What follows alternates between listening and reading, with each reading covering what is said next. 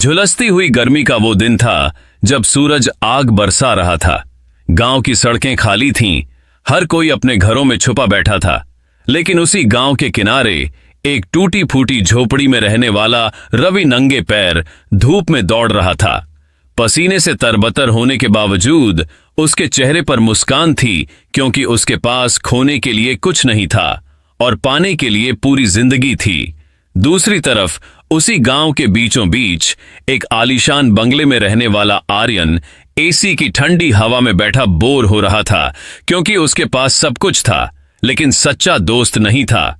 तभी अचानक बोरियत से परेशान होकर आर्यन बाहर निकल पड़ा और घूमते घूमते वो गांव के उस हिस्से में पहुंच गया जहां उसने पहली बार रवि को देखा, जो इतनी गर्मी में भी बच्चों के साथ हंसते हुए खेल रहा था। आर्यन हैरान रह गया और उसके पास जाकर पूछा कि इतनी गर्मी में भी तू हंस कैसे रहा है। तो रवि ने मुस्कुराकर जवाब दिया कि गर्मी तो लगती है, लेकिन अगर हंसना छोड़ दूं तो जिंदगी और ज्यादा जलाएगी।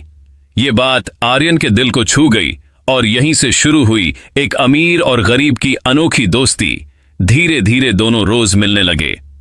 आर्यन पहली बार रवि की झोपड़ी में बैठकर सूखी रोटी खाता है और उसे वो किसी 5 सितारा होटल से ज्यादा स्वादिष्ट लगती है।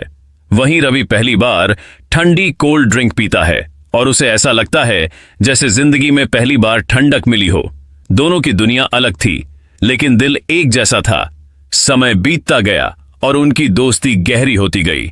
लेकिन कहानी में असली मोड़ तब आया जब गांव में नेहा नाम की एक सीधी सादी लेकिन बेहद खूबसूरत दिल वाली लड़की की एंट्री हुई, जिसे देखकर रवि चुपचाप उसे पसंद करने लगा।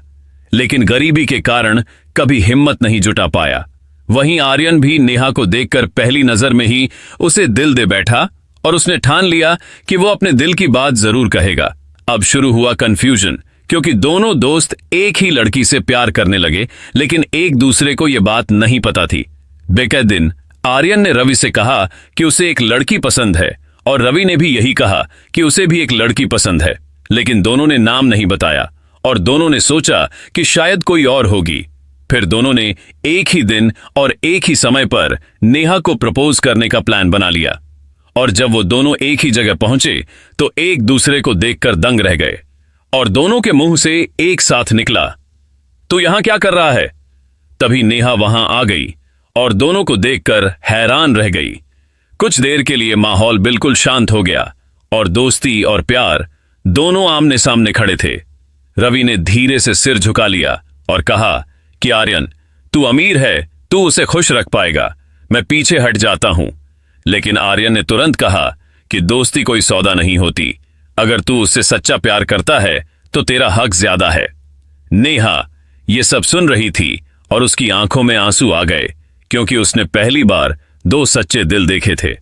फिर नेहा मुस्कुराई और बोली कि तुम दोनों में से कोई भी गरीब या अमीर नहीं है। असली अमीर वो होता है जिसका दिल बड़ा होता है। और उसने रवि का हाथ पकड़ लिया, क्योंकि उसने त्याग किया था और सच्चे प्यार की मिसाल दी थी।